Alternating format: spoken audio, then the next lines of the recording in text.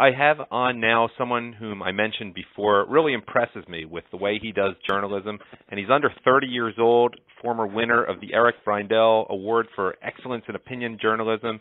He runs Got News, and he does real journalism. We hear a lot about fake news, etc. He's breaking stories. He's running a lot of it. I think maybe most of it himself over there at Got News.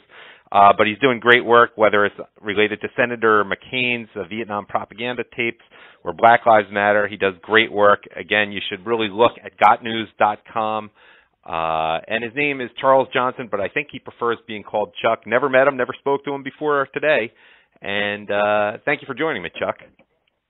Thank you so much for having me. Oh, you're doing great work there, and I saw your most recent story is regarding the connection between Mark Warner and Russia himself, and we'll get to that. But I want to start off with Comey, and I think the part about that you broke is about McCain. So maybe you could explain that to the listeners. Sure. John McCain and James Comey go way back. They go back to at least the early 2000s, and they have worked together on a number of political issues that were of interest to John McCain.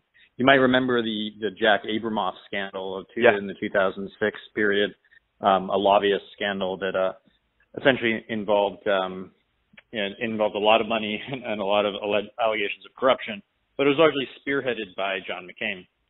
And what McCain likes to do is he has sources in the media, and he has sources in the government, and what he does is he likes to use those two sources to go after his political adversaries. Right. And in the case of the Russia probe, the so-called Russia investigation, John McCain was working very closely with his old friend James Comey to try to expand that probe into Donald Trump, and it was essentially a power play to get control of a lot of the appointments that are going into the Defense Department. John McCain has already shot down. Yeah. Let me rewind a little bit, just so you can explain a little bit about where Abramoff came in. I read it in your article, but others who are listening may not have. And also how the relationship between McCain and Comey developed, what the history is of that. We have plenty of time here, so take your time, no rush. I just want to make sure as much background information gets to people as possible. Sure. So James Comey has worked for the FBI. He's been a career FBI guy. And he helped prosecute Jack Abramoff, working with McCain. And this was essentially payback for Jack Abramoff working with Karl Rove and a few other players, working with them to bring down John McCain ahead of the 2000 Republican primary in South Carolina. John McCain has never really forgiven Jack Abramoff. He's never really forgiven Karl Rove, or really the conservative right, for rejecting him in the 2000s Republican primary. Right. So even though he's not really a conservative, he's just mad. He's a very vindictive person, from everything I understand. Oh yes, we've gone into some length. We were the ones who found the tape of him betraying his country when he was in Vietnam. He's often told various tales about his time in the Hanoi Hilton. We know the historical record is pretty clear that he was separated. Wait. Chuck, I forgot you did great work on that, and you're here. We have a lot of time here on Backlash for you, and why don't you talk about a little bit what you found regarding John McCain in Vietnam? I remember being very impressed when I saw that story.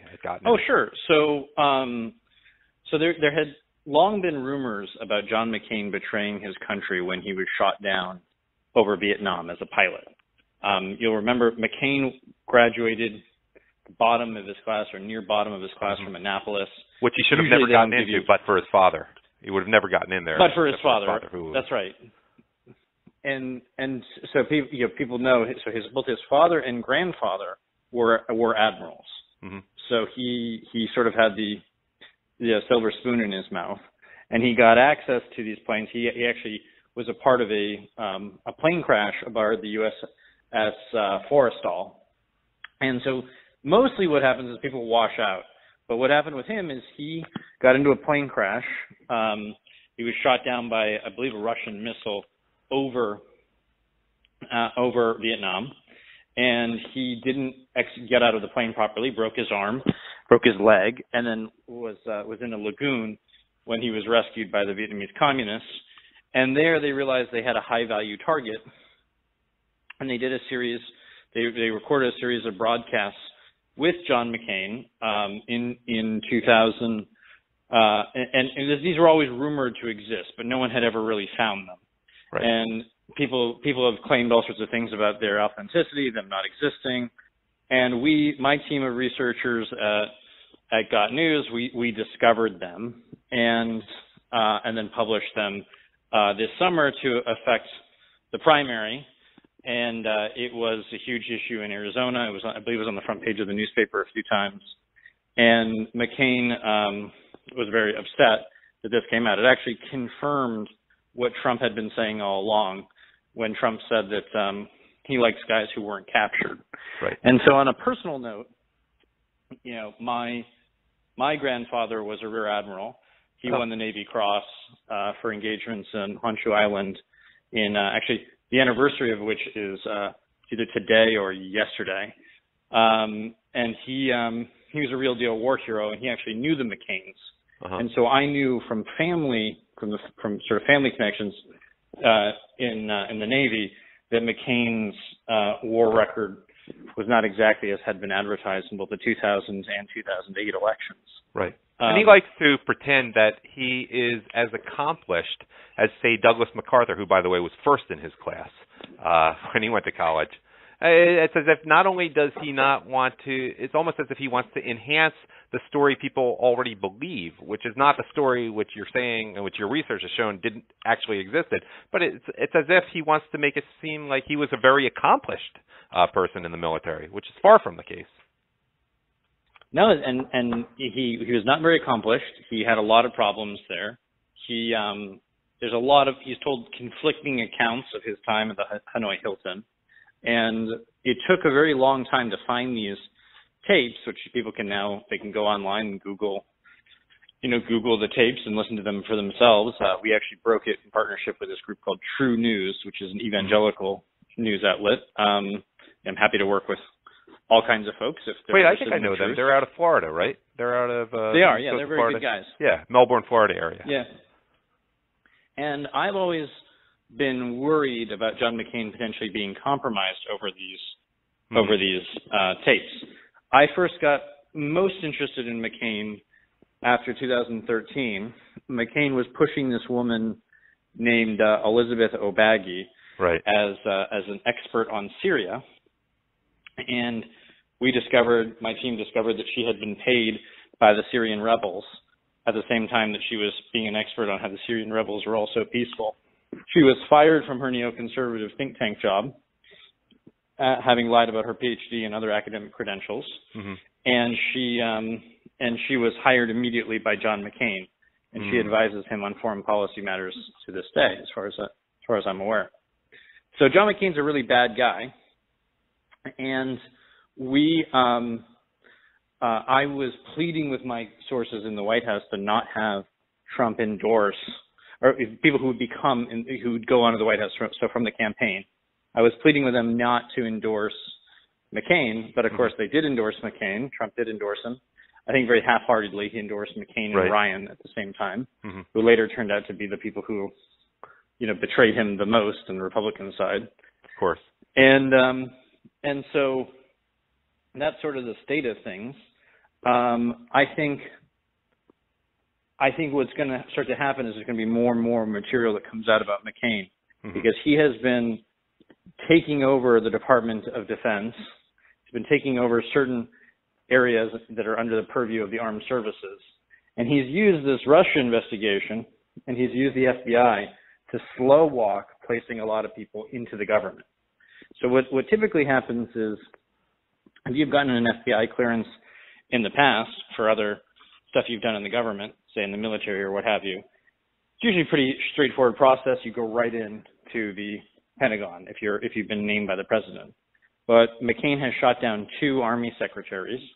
He shot down a number of other people who he said are non-starters, and he's essentially acting, given the slim numbers of Republicans in the Senate, he's basically acting like he's in control. and he's running everything. It's amazing he has so much power. I mean, on one hand, I say to myself, isn't this a guy who should quit when he's ahead? And no, he's pushing towards something. I just wonder, as you said, how much he's compromised, what he's really trying to accomplish. He's never going to be president. Well, we know he doesn't live with his wife. I mean, his wife lives with her boyfriend in Sedona. I'm not sure that's even common knowledge, by the way. I'm not sure people necessarily. Oh, I don't know if it is. All right. Well, if it isn't, that's the case. They've also been spotted together in Coronado. Uh-huh. In fact, one of my friends from the 2008 campaign had the job of telling Cindy McCain that she should probably not visit her boyfriend while her husband was running for president, and she rebuffed him. So that never really came out, in part because I don't think the Democrats really needed to go there. They were winning by so much, right? And McCain was running such a poor campaign. Mm-hmm. But it is true that he and his wife have had well-publicized fights where he's called her naughty terms, and he's. Well, did they have an arrangement? Is it that they have an arrangement, or McCain's not so happy about the arrangement that she has in her own mind? If, after all, it was all her money that financed him in the first place. No one's really quite sure, what the arrangement is, whether she just has the money and she just does what she wants, uh-huh. or whether it's agreed upon, mutually agreed upon. Mm-hmm. It's kind of unclear, but you'll remember at one point McCain was asked in the 2008 election how many houses he has, mm-hmm. and he said he didn't know. How it makes sense. So it's a fair question when it comes from his wife, who I believe is the heiress to one of the beer fortunes. Yeah, Chuck, you have so much here, and I really encourage people to go to Got News, but I only have you for another 5 minutes or so, and you did some other great reporting on recent issues, and I just want to get to that. So sure, go ahead. Let's talk about the Mark Warner story, which is the most recent story. I think you only have had it up for a few hours, about his ties to Russia, and then we'll get to France. Just leave me another minute or two at the end for that. Sure. So, I mean, we've had we've been investigating the so-called Russiagate, and we've been looking in particular at all the different people who are attacking Trump on Russia, and looking at whether or not they actually have compromised relationships with Russia. And sure enough, Mark Warner, who is actually the Senate's, he's a ranking member of the Senate Select Committee on Intelligence, and he is blocking a Treasury Department official from overseeing financial crimes committed by terrorists, and he is stopping. He basically, Warner wants to basically go through all of the background of Trump former campaign manager Paul Manafort, Roger Stone, and Michael Flynn, and Carter Page, and he's using this his position as basically a way of extracting information from them. And what's interesting is his financial disclosures show unquestionably that he has relationships with Russia already, and that Russia has made, Russian ties that he has made the family at least $6 million richer.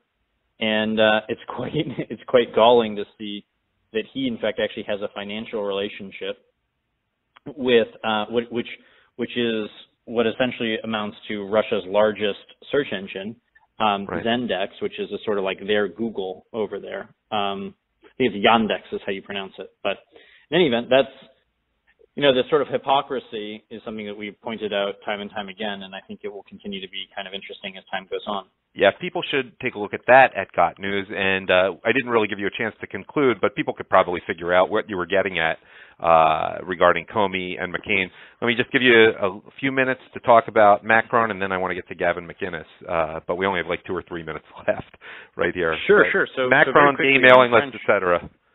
Yeah, so in the French elections, we so I grew up speaking French, speak it fluently, and so we saw that a lot of the different news outlets weren't willing to actually cover the Macron leaks, which are essentially the emails of the now the French president. Oh yeah, I had Jack Posobiec on yesterday, by the way. So my listeners Jack's a are good quite friend familiar. Of mine. Yep, he's a good dude, and so Jack, we were giving stuff to Jack, we were giving stuff to other people, showing that we built a search engine to go through all of the leaks, and we went through all of them, and we continue to go through them now. And if people are interested in this subject, I have a search engine I'm happy to share with them. They can find my email address online. It's pretty simple. It's editor@gotnews.com, and I'm happy to share it with them if they're so inclined. Finally, can you give me a minute or so on Gavin McInnes being brought in, I guess, for PR reasons to some so-called Republican club in Manhattan, which has a big endowment, but apparently is being infiltrated by Chuck Schumer supporters? Yeah, there's this group called the Metropolitan Club of, I believe it's like the Metropolitan Republican Club, and it has had a lot of never-Trumpers associated with it. It has a huge amount of money, and we did a lot of stories going after them for their ties to Democrats and to never-Trump Republicans, and they finally invited Gavin McInnes there as part of a PR move. So it's kind of interesting, but we did an analysis too for people who are interested. We did an analysis of what's actually in the Macron leaks.